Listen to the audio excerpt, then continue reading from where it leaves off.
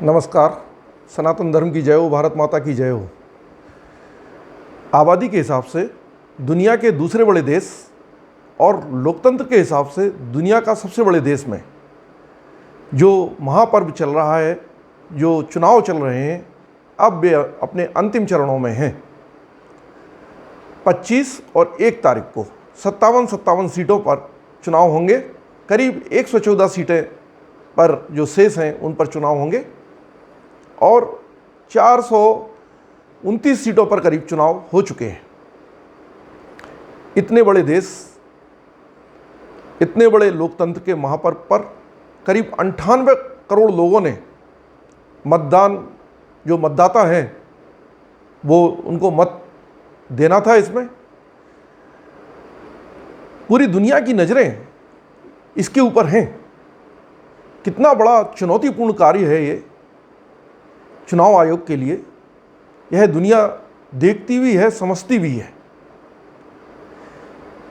और जैसे जैसे चुनाव आगे बढ़ा है, आज ही प्रतिक्रिया आई है केजरीवाल की कि वे प्रधानमंत्री बनना नहीं चाहते। आप अनुमान लगाइए, जिस आदमी ने 543 सीटों में से केवल 22 या 23 सीटों पर चुनाव लड़ा हो, वो प्रतिक्रिया दे रहा है कि वह प्रधानमंत्री नहीं बनना चाहता देश का। यह बहरूपिया, यह भ्रष्टाचारी, यह खालिस्तानियों को समर्थन करने वाला, विदेशी एनजीओ से मदद लेने वाला, विदेशी अखबारों में छाया रहने वाला, खालिस्तानी मानसिकता को बढ़ावा देने वाला व्यक्ति 543 सीटों में से केवल 22-23 पर चुनाव लड़कर अगर ये प्रतिक्रिया देता हो तो आप इसके इरादे, इस लोकतंत्र के बारे में ये क्या धारणा रखता है, आप खुद ही विश्लेषण कीजिए इसका। यह बहरूपिया आसानी से समझने वाली चीज़ नहीं है, इस पर तो शोध होगा। खैर, राहुल गांधी ने कहा है कि जिसकी जितनी ज़्यादा सीटें उसकी उतनी भागीदारी। बात सही भी समझ में आती है, तर्कपूर्ण बात है। राहुल गांधी करते नहीं हैं सामान्यतः। जैसे कि उन्होंने आज हिट एंड रन मामले में पुणे के अपना वीडियो जारी कर उल्टी प्रतिक्रिया दी है। आदमी को, भारत देश के लोगों को उसने ऐसा मूर्ख बनाया है। इसी व्यक्ति ने, राहुल गांधी ने, इस कानून की ज़बरदस्त मुखालफत की थी, विरोध किया था। इसके इशारे पर सारे देश के ट्रक खड़े हो गए थे। इस हिट एंड रन कानून का इतना बड़ा विरोध किया था। आज हिट एंड रन कानून पर ये अपना ज्ञान दे रहा है। इस देश के नेताओं में कुछ भी हो, मगर एक चीज़ तो है, इनके अंदर शर्म नहीं है। शर्महीन नेता कुछ भी बोलते हैं। इस देश की जनता को जाने क्या समझते हैं। खैर, उद्धव ठाकरे और उनके बेटे तो आज इस मामले में कोई प्रतिक्रिया दे नहीं रहे हैं। जब से शरद पवार ने प्रतिक्रिया दे दी है कि क्षेत्रीय दलों को इस 2024 के आम चुनाव के बाद कांग्रेस में मर्ज हो जाना चाहिए, शामिल हो जाना चाहिए, उनकी सारी प्रतिक्रियाएं और वे सदमे में दिखाई देते हैं। एक प्रतिक्रिया उत्तर प्रदेश के पूर्व मुख्यमंत्री अखिलेश यादव, युवा मुख्यमंत्री, से आई है। वे 80 में से 79 सीटें जीतने जा रहे हैं। गजब! ऐसी भयानक आकलन, ऐसी भयानक सोच समझ राजनीतिक ऐसे परिवारवादी भ्रष्टाचारी लोगों में ही हो सकती है।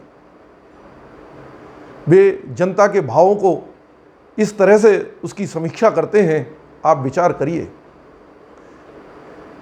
जब से वे मुश्ताक अंसारी, उस माफिया गैंगस्टर की कब्र पर जाकर उन्होंने जो उसको प्रणाम किया है, जो उसको श्रद्धा सुमन दिए हैं और उसकी जो मिट्टी है अपने माथे लगाई है, तब से लगता है उन्हें कुछ ज्ञान अद्भुत आ चुका है। खैर, बिहार के तेजस्वी लालू प्रसाद यादव के बेटे चारा चोर और ज़मीन घोटाले में, ज़मीन के बदले नौकरी घोटाले में आरोपी तेजस्वी यादव की कोई प्रतिक्रिया इसलिए नहीं है क्योंकि 2019 में उनकी लोकसभा में 0 सीटें थी। कुल मिला के देखा जाए तो ये सारे नेता अनेकों दावे इस लोकसभा चुनाव में पिछले 1 महीने से ज़्यादा समय में कर चुके हैं। लोकतंत्र को, संविधान को तो रोज़ ही खतरे में बताते हैं और चुनाव आयोग को तो जाने कितनी बुरी बुरी भद्दी बातें करते हैं उसके बारे में। ये इस देश के लोकतंत्र से कितना प्यार करते हैं, इस देश से कितना प्यार करते हैं, ये इनकी मानसिकता का परिचायक है। खैर, अब आपसे हम बात करते हैं जिस मुख्य बात पर हम आने वाले हैं। 1 तारीख को जब अंतिम चरण का मतदान हो चुकेगा और शाम को जब एग्जिट पोल आ रहे होंगे, उस समय इन नेताओं के घर पर कैसा वातावरण होगा, कैसा माहौल होगा, ये समझने वाली बात है। केजरीवाल के यहाँ तो मेरा अनुमान है मेहंदी रस्म की जो कार्यक्रम है वो हो रहा होगा। किसी प्रोफेशनल्स को बुलाकर, अब स्वाति मालीवाल तो है उनके साथ है नहीं, तो वो शायद आज से कोई ऐसे प्रोफेशनल को बुलाएंगी जिससे बहुत अच्छी मेहंदी लग सके, क्योंकि 2 तारीख को केजरीवाल को दिहाड़ जेल जाना है। इसलिए इस मेहंदी रस्म को अच्छी तरह से निभाया जाएगा। 2 तारीख को केजरीवाल यह दिखाएंगे कि इस देश की आज़ादी के लिए लड़ने वाला सबसे बड़ा स्वतंत्रता सेनानी, पाठशाला के बगल में मधुशालाएं खोलने वाला क्रांतिकारी जेल जा रहा है। देखो दुनिया वालों, वाशिंगटन पोस्ट और बड़े बड़े अखबारों में दुनिया के, कनाडा के, जर्मनी के पेपरों में छपेगा कि एक देश का क्रांतिकारी वापस चुनाव लड़कर जा रहा है, जिनके इशारे पर इसको शायद जमानत मिली हो। और इसने उस जमानत के दौरान भी एक भयानक कांड कर दिया जिस पर अभी तक सुप्रीम कोर्ट ने कोई संज्ञान नहीं लिया। 2 तारीख को जब केजरीवाल तिहाड़ जेल में होंगे, रात तक 1 तारीख की एग्जिट पोल आ गए होंगे, 2 तारीख को कंसोलिडेटेड एग्जिट पोल जो आते हैं उन पर भी आ गए होंगे, रिवाइज्ड एग्जिट पोल भी आ गए होंगे, चर्चाएं हो रही होंगी, अलग अलग मंतव्य आ रहे होंगे, अलग अलग पार्टियों के लोग अपने विचार रख रहे होंगे। 3 तारीख को सन्नाटा होगा, केजरीवाल से तिहाड़ जेल मिलने कोई नहीं जाएगा और परिवार का शायद कोई सुनीता केजरीवाल वगैरह पहुंच जाए तो कह नहीं सकते। 4 तारीख को जब सुबह केजरीवाल उठेंगे तो उनका सिर भारी होगा, बदन दर्द कर रहा होगा। 12 बजे तक केजरीवाल घोर उदासी में होंगे। विपक्ष के पार्टी के जो 21 दल जो थे, ये भी उनके साथ भयंकर उदासियों में अपने अपने घर में टीवी पर कार्यक्रम देख रहे होंगे। जो रिजल्ट्स आ रहे होंगे 4 तारीख को 12 बजे तक, जो उसके रुझान आ चुके होंगे, उसके बाद जो इनके अंदर उदासी पैदा होगी वह झलक रही होगी। 1 बजे ये लोग अपने अपने प्रवक्ताओं के द्वारा ईवीएम का रोना शुरू कर देंगे। 2 बजे तक 4 तारीख को, 4 जून को जब परिणाम आ रहे होंगे, ये चुनाव आयोग के लिए उल्टी सीधी बातें करना शुरू कर देंगे। आंकड़ों के संबंध में अनेक बातें करेंगे, ईवीएम का रोना रोएंगे, लोकतंत्र को खतरे में बताएंगे, संविधान को खतरे में बताएंगे। और ये 2 और 3 तारीख को यथावत चलता रहेगा सभी चैनलों पर। 4 जून को जब मतदान के रिजल्ट्स आ रहे होंगे और 4 जून को जब शाम 4 बजे तक बीजेपी 400 के करीब जा रही होगी, तब तक इन लोगों का जो उदासीपन अंधकार में डूब चुका होगा। ये कुछ और प्रतिक्रिया देने लायक नहीं बचेंगे, जनता जवाब दे चुकी होगी। मतगणना लगभग 80-85% हो चुकी होगी।